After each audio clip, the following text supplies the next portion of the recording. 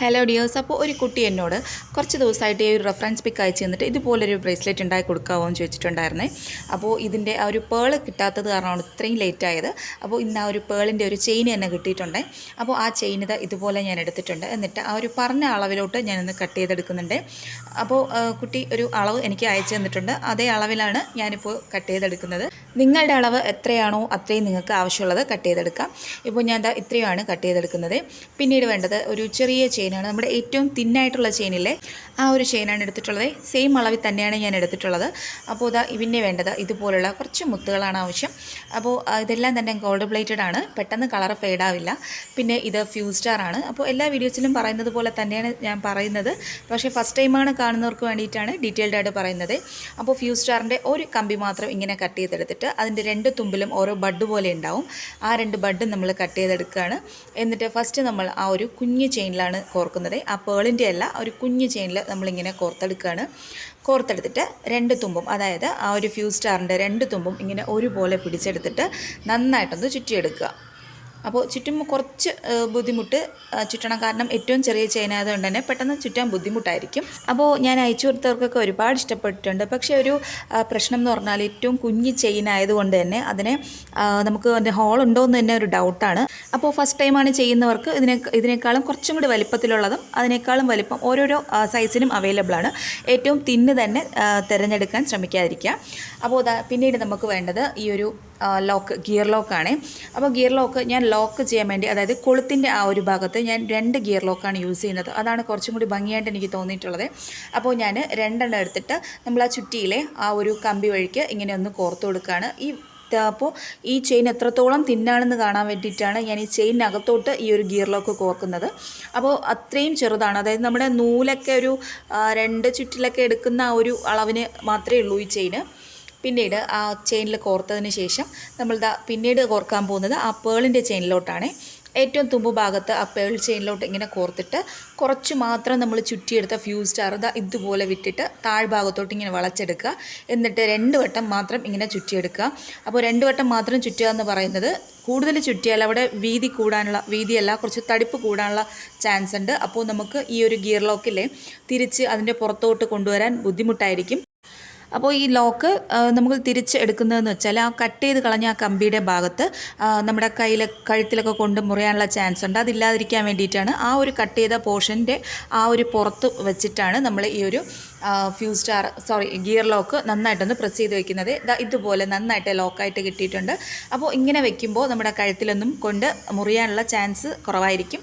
പിന്നെ ഈ തിൻ ചെയിന് മറ്റേ ആ പേൾ ചെയിനേക്കാളും കുറച്ചും കൂടി നീളം കൂടുതലുള്ളതുകൊണ്ട് രണ്ടും ഒരേ ലെവലിൽ ആക്കി എടുക്കുകയാണ്, കട്ട് ചെയ്ത് കളയാണ് ബാക്കി ഭാഗം. എന്നിട്ട് ഈ നേരത്തെ ചെയ്തത് അതുപോലെ തന്നെ ഒരു ഫ്യൂസ് സ്റ്റാർ കട്ട് ചെയ്തിട്ട് ഈ ഭാഗത്തും, അതായത് ഈ തിൻ ചെയിൻ്റെ ഭാഗത്തും ഇതുപോലെ തന്നെ നമ്മളൊന്ന് നന്നായിട്ടൊന്ന് ചുറ്റിയെടുക്കുകയാണ്.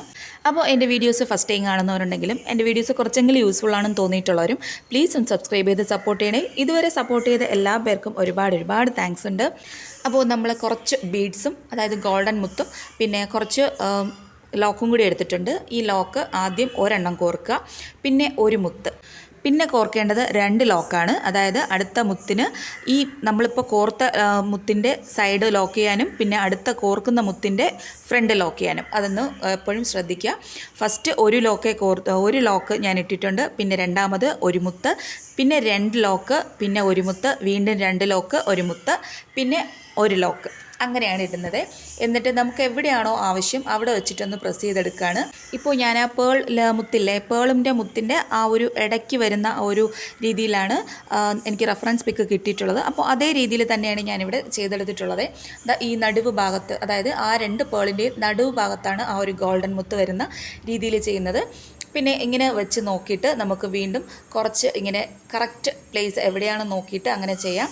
അപ്പോൾ നേരത്തെ 2 ലോക്ക് ചെയ്തത് എന്തിനാണെന്ന് മനസ്സിലായി കാണും. ഒന്ന് താഴ്ഭാഗത്തുള്ള ആ മുത്ത് ലോക്ക് ചെയ്ത് വെക്കാനാണ്.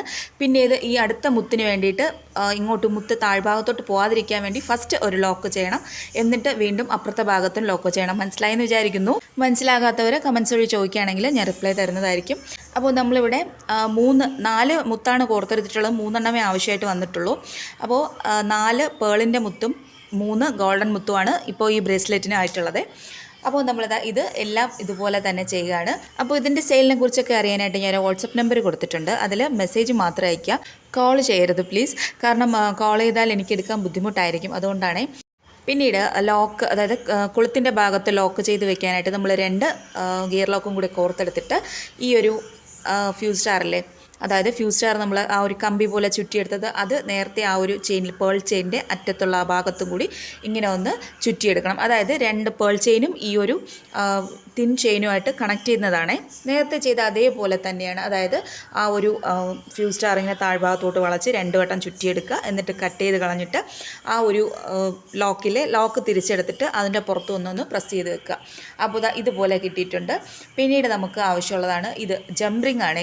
ഇത് സ്പ്രിങ് ടൈപ്പ് ഇങ്ങനെ കിട്ടുന്നതാണ്. അതായത് നമ്മുടെ ആവശ്യത്തിനനുസരിച്ചും വലിപ്പത്തിനനുസരിച്ചും കട്ട് ചെയ്തെടുക്കാൻ വേണ്ടിയിട്ടാണ്. ഇതുപോലെ വലിച്ചെടുത്തിട്ട് നമുക്ക് ഒരു പ്ലയർ യൂസ് ചെയ്ത് ഇങ്ങനെ കട്ട് ചെയ്തെടുക്കാം.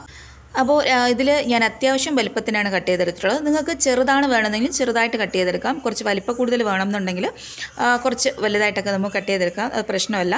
കുറച്ചൊക്കെ അഡ്ജസ്റ്റ് ചെയ്യാൻ പറ്റും ഈ ഒരു ജംറിങ് യൂസ് ചെയ്തിട്ട്. അപ്പോൾ ഇതുപോലെ 2 ചെറുതായി ഒരു അല്പം വലുതായിട്ട് ഞാൻ കട്ട് ചെയ്തെടുത്തിട്ടുണ്ട്. പിന്നീട് ഇതാണ് ഹൂക്ക് ആൻഡ് ചെയിനും ഹൂക്കും കൂടി ഒരുമിച്ചുള്ളതാണ്. ഇത് യൂസ് ചെയ്യുന്ന എന്താണെന്ന് വെച്ചാൽ നമുക്ക് കുറച്ച് ഇറക്കത്തിൽ വേണമെങ്കിൽ ഇടാം, അല്ലെങ്കിൽ കുറച്ച് ടൈറ്റ് ചെയ്ത് വേണമെങ്കിൽ, അതായത് നീളം അഡ്ജസ്റ്റ് ചെയ്യാൻ പറ്റും, അതാണ്. എന്നിട്ട് ആ ജംറിങ്ങിലോട്ട് നമ്മൾ ആ ഒരു ഹൂക്ക് ആൻഡ് ചെയിൻ്റെ ഒരു ഭാഗം കോർത്തെടുത്തിട്ടുണ്ട്. പിന്നെ ഈ ഒരു ബ്രേസ്ലെറ്റ് കറക്റ്റ് അളവിൽ വെച്ച് പിടിച്ചിട്ട് നമ്മൾ നേരത്തെ ലോക്ക് ചെയ്ത് വെച്ചില്ലേ, അതായത് ആ ഒരു പേളിൻ്റെ ചെയിനും സാധാ ആ തിൻ ചെയിനും തമ്മിൽ ചേരുന്ന ആ ഭാഗത്ത് നമ്മൾ ഈ ഒരു ജംറിങ് ഇങ്ങനെ കോർത്തെടുത്തിട്ട് ഇങ്ങനെ ഒന്ന് ടൈറ്റ് ചെയ്തെടുക്കുകയാണ്.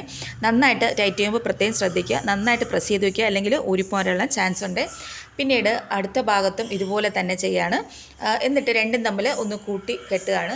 ഇതുപോലെ നീളത്തിൽ പിടിച്ചിട്ട് ഈ ഒരു ജംറിങ്ങിനകത്തോട്ട് ഈ ഒരു നമ്മുടെ ആ ഒരു ഹൂക്ക് ആൻഡ് ചെയിനിൽ അതിൻ്റെ ഒരു ഭാഗം നമ്മൾ കോർത്തിട്ടില്ലല്ലോ, ആ കോർക്കാത്ത ഭാഗം ഇതിലോട്ട് കണക്ട് ചെയ്യുമ്പോൾ നമുക്കത് കറക്റ്റ് ഒരു ബ്രേസ്ലെറ്റ് ആയിട്ട് കിട്ടും.